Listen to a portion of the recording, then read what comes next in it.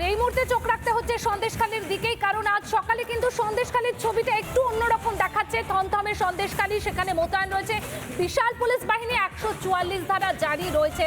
সেই কারণে গত দুদিন ধরে যে ছবিটা আমরা লাগাতার আপনাদের দেখিয়েছিলাম, গ্রামের বাসিন্দারা তাদের ক্ষোভ উগরে দিয়েছিল, পুলিশের বিরুদ্ধে তাদের ক্ষোভ প্রকাশ করেছিল, থানার সামনে অবস্থান বিক্ষোভে বসেছিল। তবে আজকের সকাল থেকে যে ছবিটা আমরা তুলে ধরছি আপনাদের সামনে, সেখানে কিন্তু এখনো পর্যন্ত থমথমে রয়েছে গোটা এলাকায় মোতায়েন রয়েছে প্রচুর পরিমাণে পুলিশ বাহিনী। 144 ধারা জারি করা হয়েছে, মাইকিং করা হয়েছে পুলিশের তরফ থেকে। সব মিলিয়ে বলা যেতেই পারে যে সন্দেশখালী কিন্তু এখনো ক্ষোভে ফুঁসছে। তবে সন্দেশখালীর পরিস্থিতিটা আজকে অনেকটাই থমথমে। লাগাতার দুদিন যে ছবি আমরা দেখিয়েছি কিভাবে গ্রামের মহিলারা অত্যাচারিত হয়েছে দিনের পর দিন ধরে, দেওয়ালে পিঠ থেকে গেছে তাদের, আর তারই বহিঃপ্রকাশ ঘটেছে। তারই ছবি আমরা লাগাতার আপনাদের দেখিয়ে গেছি দুদিন ধরে, যেখানে লাঠি হাতে বাঁশ হাতে রাস্তায় নেমে পড়েছেন গ্রামের মহিলারা। আমরা চলে যাব আমাদের প্রতিনিধি সৈকতের কাছে। সৈকত, লাগাতার দুদিনের যে ছবি আমরা দেখিয়েছি, আজকের ছবিটা ঠিক এই মুহূর্তের ছবিটা সন্দেশখালীতে ঠিক কি রয়েছে তোমার মাধ্যমে আমরা জানতে চাই।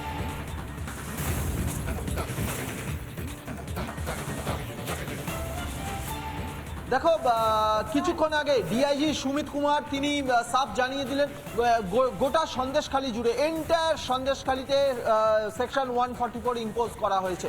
গোটা সন্দেশখালী এলাকায় 144 ধারা জারি করা হয়েছে, যার ফলে তিনি সন্দেশখালী সন্দেশখালীর মানুষদের আবেদন করেছেন যে ঘর থেকে বাইরে না বেরোনো। যদিও আজকের মাধ্যমিক পরীক্ষা রয়েছে, মাধ্যমিক পরীক্ষার্থীদের যাতে কোনো ধরনের অসুবিধা না হয় সেই জন্য পুলিশের তরফ থেকে সব ধরনের ব্যবস্থা করা হবে। কিন্তু গত 2 থেকে 3 দিন ধরে যে পরিস্থিতি চলছে, সেই পরিস্থিতি আটকাতে 144 ধারা জারি করা হয়েছে এবং মাধ্যমিক পরীক্ষা শেষ হয়ে গেলে কিন্তু ইন্টারনেট পরিষেবা এখানে বন্ধ করে দেওয়া হবে, এমনটাই জানালেন সুমিত কুমার। অন্যদিকে এই মুহূর্তে আমি রয়েছি ধামাখালী জেটিতে। সেই ধামাখালী জেটি থেকে এই যে ধামাখালী জেটির সংলগ্ন এলাকা, এই জায়গাটায় যাওয়ার চেষ্টা করছি আমি।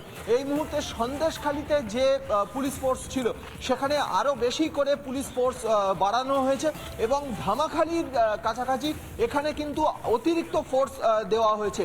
কিছুক্ষণ আগেই আমরা দেখেছি মহিলা র্যাব থেকে শুরু করে মহিলা এসসিআরবি জওয়ানদের গাড়ি, এখানে প্রচুর পরিমাণে পুলিশ ফোর্স রয়েছে, পুলিশ গাড়ি রয়েছে। পুলিশের তরফ থেকে এই এলাকায় কিছুক্ষণ আগে মাইকিং করা হচ্ছিল যে 144 ধারা জারি হয়েছে, যেহেতু নিত্য দিনের কাজকর্ম সারতে হবে, সেই জন্য দোকানপাট খোলা রয়েছে, কিন্তু কোনো ধরনের জমায়েত 4 থেকে 5 জনের বেশি কোনো ধরনের জমায়েত যাতে না হয় সেই জন্য পুলিশের তরফ থেকে মাইকিং করা হচ্ছে। এবং এই মুহূর্তে পরিস্থিতিটা তুমি আমাদের সামনে তুলে ধরলে, এবং এই যে গোটা ঘটনা তা নিয়ে ঠিক কি বলছেন ডিআইজি শোনাবো।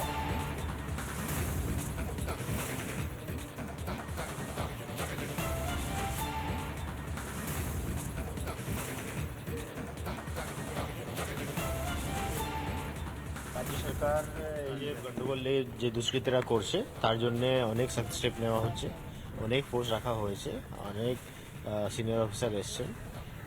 কালকে 8 জনকে অ্যারেস্ট করা হয়েছে। এটা কোন ঘটনা? আমরা কোনো আর গন্ডগোল করতে দেব না। আজকে মাধ্যমিক পরীক্ষা আছে, মাধ্যমিক পরীক্ষার্থীদেরকে যেহেতু সাহায্য লাগবে আমরা করব। পুরো এলাকায় 144 করা হয়েছে। এখন যদি কোনো ঝামেলা করে তো ওকে মানে যত সখ্ত অ্যাকশন নিতে পারবো আমরা নেব। আর আমি মিডিয়া দিয়ে সবাইকে রিকোয়েস্ট করছি, সবাই বাড়িতে থাকুন। এই এলাকা 144 করা হয়েছে, ইন্টারনেটও বন্ধ করা হয়েছে। তো কোনো লোক গন্ডগোলে যাবেন না, কোনো ঝামেলা করবেন না, আদারওয়াইজ খুব কপালে কষ্ট আছে। বুধবার রাত থেকেই শেখ শাহজাহান শিবু হাজরাদের গ্রেপ্তারের দাবিতে ইতিমধ্যেই সন্দেশখালীর গ্রামবাসীদের বিক্ষোভ দেখা গিয়েছে এবং বৃহস্পতিবার এবং শুক্রবার দেখা গেছে পথে নেমে প্রতিবাদ এবং বিক্ষোভ গ্রামবাসীদের। সন্দেশখালী থানা থেকে ঢিলছোড়া দূরত্বে এই মোড়েই গত 2 দিন আমরা দেখেছি বৃহস্পতিবার এবং শুক্রবার ঝাঁটা হাতে চটি হাতে মহিলাদের বিক্ষোভ দেখা গিয়েছে এবং আমরা দেখেছি যে পুলিশ প্রশাসন এসে আশ্বাস দেওয়ার পর তারা সেই প্রতিবাদ বিক্ষোভ সাময়িক তুলে নিল। প্রতিদিন তারা বলছেন যতক্ষণ না পর্যন্ত শেখ শাহজাহান বা এই শিবু হাজরা তাদেরকে গ্রেপ্তার না করা হয় ততক্ষণ পর্যন্ত তারা এই প্রতিবাদ বা বিক্ষোভ কর্মসূচি চালিয়ে যাবে। যেহেতু মাধ্যমিক পরীক্ষা চলছে, তাই মাধ্যমিক পরীক্ষা শেষে তারা আবারও প্রতিবাদ করবে। পরিস্থিতি নিয়ন্ত্রণে বিপুল পুলিশ বাহিনী ইতিমধ্যে মোতায়েন করা হয়েছে এই সন্দেশখালী চত্বরে, এবং যে কোনো রকমের পরিস্থিতি, যে অপ্রীতিকর পরিস্থিতি বা নিয়ন্ত্রণ করতে, পরিস্থিতিকে নিয়ন্ত্রণে আনার জন্য এই বিপুল পরিমাণ পুলিশ বাহিনী মোতায়েন করা হয়েছে বলে পুলিশ সূত্রে খবর পাওয়া যাচ্ছে। ভিডিও জার্নালিস্ট অমিত নাথের সঙ্গে সুখেন্দু সরকার, রিপাবলিক বাংলা, সন্দেশখালী। চব্বিশ পরগনার কুলপি ব্লকের বাবুরমহল গ্রাম পঞ্চায়েতের সামনে আমি দাঁড়িয়ে আছি। আর এই পঞ্চায়েতের 14,000 মানুষের আশা ভরসা নিয়ে এখানকার যে শাসক দল ছিল তাদের পরিবর্তন করে বর্তমান তাদের বিজেপি এবং অন্যান্য দলের জোটকে ক্ষমতায় এনেছে। আর এটাই হলো শাসক দলের চক্ষুসুর। শাসক দলের কাছে একমাত্র এখন চোখের বালি হলো যেন তেন প্রকারেণ এই পঞ্চায়েতটাকে একেবারে মানুষের চোখে ভিলেন বানিয়ে দেওয়া। তার কারণ এখানে যখন উপসমিতি গঠন করা হয়, সেই উপসমিতি গঠন নিয়ে একটা গণ্ডগোলের জেরে আজও পর্যন্ত বিডিও শাসক দলের মদতে এখানে উপসমিতি গঠন করেননি। এমনই অভিযোগ এই যে মানুষগুলো দাঁড়িয়ে আছেন এই মানুষদের। কিন্তু মানুষের এখানে প্রশ্ন, রাজনৈতিক দল তাদের রাজনৈতিক প্রতিহিংসা চরিতার্থ করবে, তাহলে প্রশাসন কেন নির্বিকার? বরুণ হালদারের রিপোর্ট, দক্ষিণ 24 পরগনা। রাত 12টা একটা সময় আমাদেরকে ডেকে পাঠাতে হবে, যে করতে চাইবে তার চুলের মুঠি ধরে মারা। রাত্রিরে মেয়েদেরকে নিয়ে মানে দেহ সঙ্গিনী করার একটা চেষ্টা করতে এরকম অনেক ঘরের মেয়ে বউদের নিয়ে। সন্দেশখালীতে মা বোনেরা প্রকাশ্যে তারা বলছেন যে আমাদের বয়স দেখে, আমাদের গরম দেখে আলাদা করে সিলেক্ট করে নিয়ে যাওয়া হতো, এগুলো কোনো চ্যানেল মনে করেনি দেখানোর দরকার আছে বলে। নিজে মহিলা হিসেবে ভাবতে, বলতে, শুনতে রাগে গাটা রিরি করছে।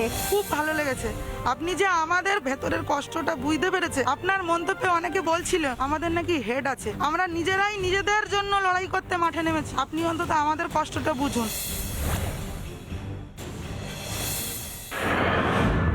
হুগলির চন্দননগর বিবিরহাট চরকতলায় বেশ কয়েক বছর আগে তৈরি হয়েছিল ইনডোর স্টেডিয়াম, আর সেই স্টেডিয়াম এখনও সম্পূর্ণ হয়নি।